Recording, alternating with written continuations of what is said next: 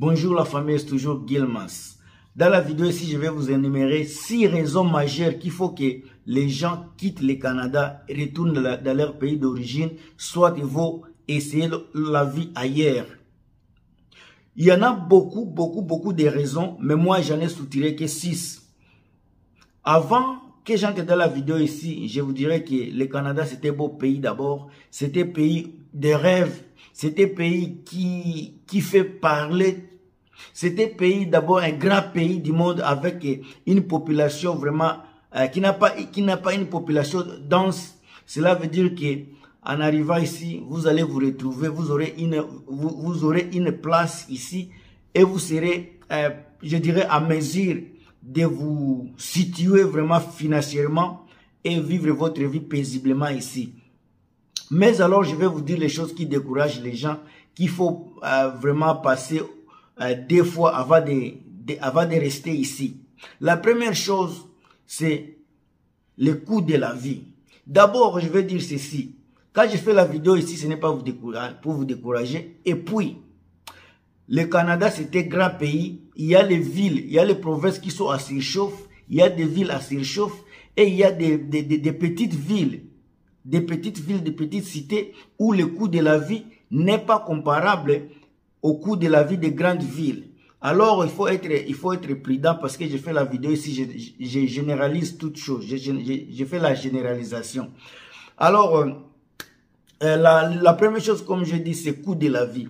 Le coût de la vie, quand je vais prendre la ville comme Toronto, Montréal, Vancouver et la ville de Victoria, ce sont des villes à surchauffe. Les villes où le coût de la vie est tellement élevé. Alors, avec depuis 2020, comme vous savez bien, la maladie qui a ravagé le monde, la maladie du corona, avec la guerre qui se vit aujourd'hui en Europe, toutes ces choses-là ont basculé les coûts sur les marchés.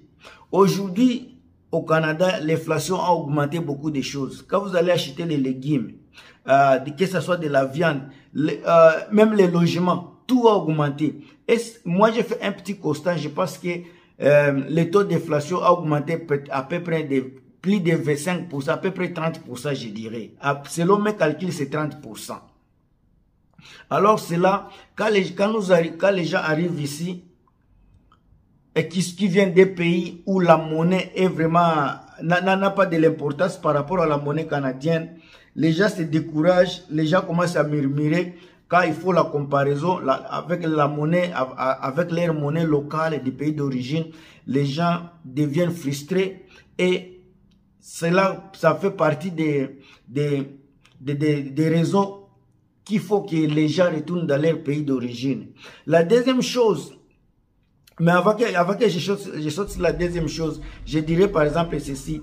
Comme je parlais du coût de la vie, il y a la province comme d'Alberta. Alberta, c'est une province à l'ouest du Canada où le gouvernement vient en aide.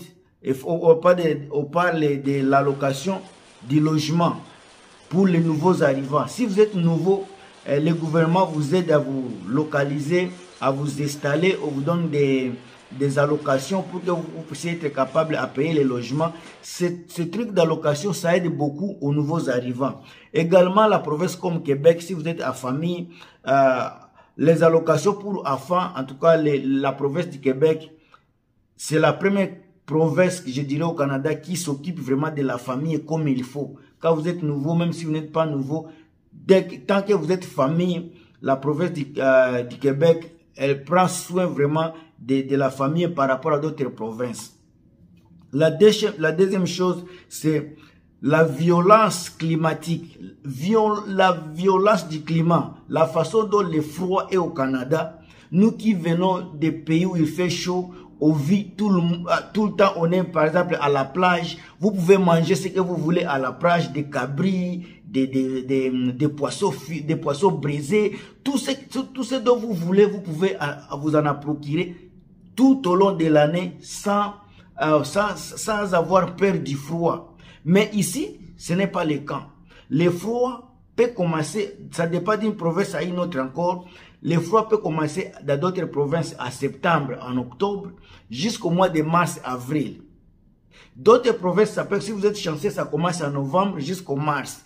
Ça dépend encore d'une personne, d'une province à une autre et de là où vous êtes localisé au moment où j'ai fait la vidéo ici. Donc, le froid, ça fait vraiment, quand vous parlez de froid, ce n'est pas le froid où, quand vous ouvrez les frigos, c'est vraiment un froid, il y a les tempêtes. Il y a des provinces qui atteignent moins 40, moins 50 degrés. Moins 50. Donc, c'est au-dessus des zéros. Il y a des fois, ça peut atteindre 40. Et puis, en augmentant la tempête du vent, ça peut arriver jusqu'à moins 60. Donc, ces provinces-là, quand vous arrivez dans ces provinces-là, pendant que vous venez des pays où il fait chaud, automatiquement, vous tombez dans ce qu'on appelle la dépression, qui sera mon troisième point. Le troisième point ici, je vais dire que c'est la solitude. La solitude ici, imaginez-vous, vous venez dans un pays nouveau, tout est nouveau, vous commencez la vie à zéro, mais il vous faut vivre comme tout le monde. Si vous avez un foyer, pour moi, ceux qui viennent ici avec les foyers, quand il s'agit de la solitude, ils sont chanceux puisqu'ils ont des personnes avec qui communiquer. Il y a des fois où vous voulez partir quelque part, vous pouvez avoir des amis. Ces amis-là peuvent avoir d'autres plans. Par exemple, en été, il y a les gens il y a beaucoup d'activités de camping. Les gens font les camps, dormir dans la brousse pendant une semaine et retourner. Si toi, tu ne fais pas de telles activités, tu vas te retrouver seul. Même en hiver, si tu n'es pas quelqu'un qui veut apprendre de nouveaux trucs, les jeux d'hiver par exemple, tu vas te retrouver chaque jour seul à la maison pendant que d'autres personnes sont capables d'accepter qu'ils sont dans le froid et ils doivent enjoy, ils doivent vivre malgré le froid, ils doivent aller jouer au patinage, ils vont faire aussi le ski. Il y a beaucoup de jeux d'hiver. Alors si tu n'es pas capable à te mélanger avec des gens pendant ces périodes-là, c'est là où la solitude arrive, c'est là où les gens se sentent comme abandonnés et dans une telle situation, dans une telle période, c'est là où les gens commencent à réfléchir comment retourner à la maison, puisque ici, il n'y a pas la vie. Moi, je vous dirais qu'il y a la vie, il suffit seulement de vous intégrer et de regarder au-delà de ce que vous faites et apprendre aussi à vivre les choses positives du Canada. Il ne faut pas seulement voir les choses du côté négatif. Regardez aussi les choses les positives pour évoluer. Pensez également au moment où vous avez quitté votre pays. N'est-ce pas que je sais que le Canada n'est pas un paradis. Il y a aussi les hauts et les bas. Mais quand vous avez quitté les pays, c'est pour vivre mieux ici. Quand vous arrivez ici, il ne faut pas vous baser sur les choses négatives. Regardez le côté positif du Canada et tirez les bénéfices de ces côtés-là. C'est la seule façon où les gens quand même essaient de se consoler et vivre pareil. À cela, je vais tomber directement sur le point qu'on appelle intégration. Comme j'ai cité la solitude, je vais partir sur le point de l'intégration. Quand on vit dans un pays, quand on quitte un pays, par exemple, quand vous quittez votre pays pour aller vivre ailleurs, attendez-vous à un autre système, à un autre mode de vie. Tout ça sera nouveau. Donc, vous êtes obligé, quand vous arrivez ici au Canada, regardez la façon dont le système marche. Regardez la façon dont les gens fonctionnent. Regardez la façon dont les gens travaillent. La façon de vivre de ces gens-là pour mieux s'intégrer dans la société. Ce que j'ai constaté dans la communauté francophone, la communauté noire africaine, les gens veulent se contenter seulement de leur communauté. Les gens veulent vivre seulement dans leur communauté. Je sais que c'est normal, les gens doivent toujours rôder là où les leurs est, mais à un moment donné, il faut comprendre que vous avez quitté les pays avec des objectifs différents. La personne qui est dans votre communauté, la personne là est venue avec d'autres objectifs que toi. Vous vous êtes rencontrés ici. Il y a celui qui est venu étudier et retourner à la maison. Et il y a aussi les personnes qui sont venues rester et vivre ici. Donc ces deux personnes-là ne vont pas voir la vie de la même manière. Celui qui vient ici pour retourner dans 2 semaines, lui, il va vivre la vie comme un touriste. Il va s'en foutre de tout. Mais toi qui veux vivre ici et rester, tu ne dois pas vivre comme un touriste. Tu n'as pas le choix. Ton seul choix est de t'intégrer, de voir comment les gens vivent, comment le système fonctionne pour que tu t'ajustes au système qui est là.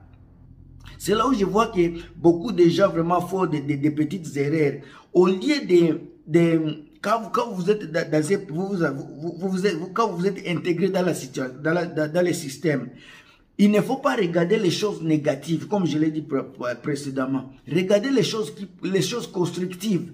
Comment les gens fonctionnent, comment les gens travaillent. Il ne faut pas être une personne par exemple, quand tu vas au travail, c'est toi qui traites une personne lente. À chaque fois, les gens disent que rapidité, hurry up, tu dois atteindre la rapidité des autres. C'est pour cela que à chaque fois que tu veux faire quelque chose, tu dois regarder comment les gens font et adapte-toi à cette situation-là. Ici en Amérique, c'est le travail, c'est le travail, c'est le travail. Ce n'est pas comme chez nous où tu travailles comme tu veux, tu vas aller au travail à 8 heures, tu as un repos de 2 heures de temps, tu fais ce que tu veux, non. Et puis là, tu vis avec tes siens.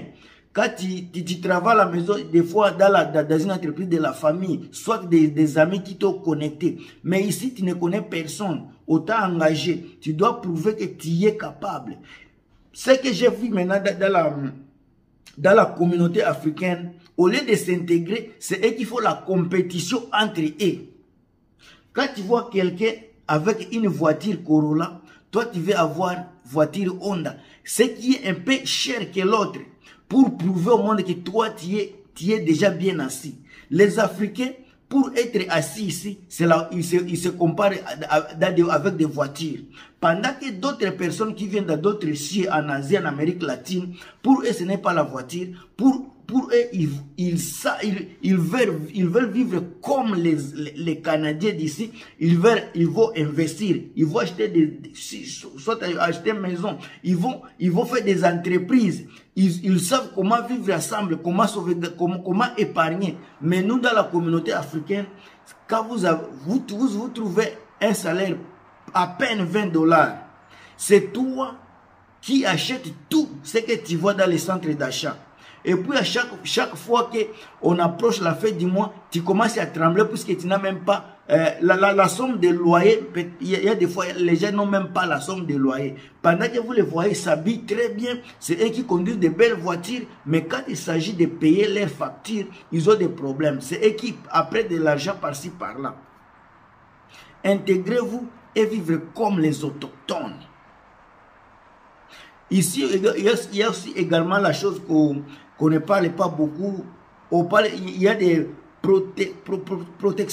protectionnisme exagéré des emplois. Ça, c'est spécialement aux gens qui font des études universitaires. Par exemple, les médecins, les infirmiers, les gens qui ont fait des high-tech, des informations technologiques. Je pense que le Canada essaie de réserver ce travail seulement aux autochtones, aux Canadiens. Moi, je pense que, je peux me tromper, mais tout être humain est le même.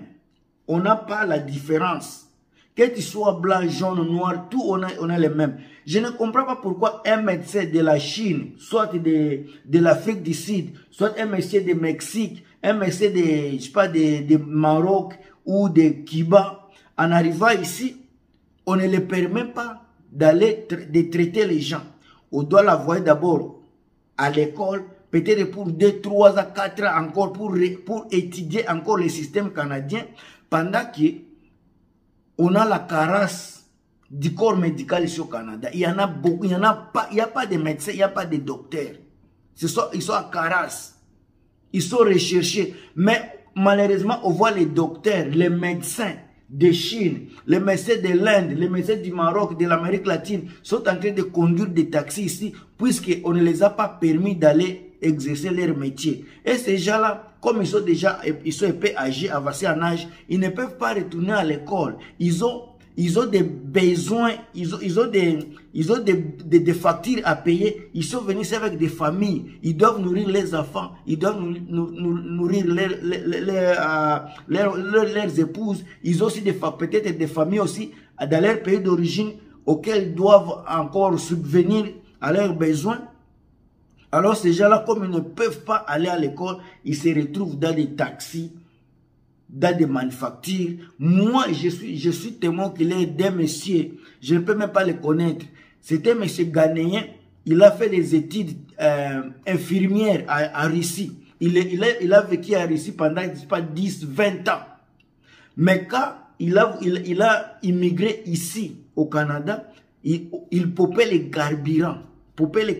Puisqu'il n'a pas trouvé le travail. Les rêves qu'il avait à l'extérieur n'a pas été les rêves qu'il a eu ici au Canada. Ce sont des choses qui poussent les gens à retourner dans leur pays d'origine.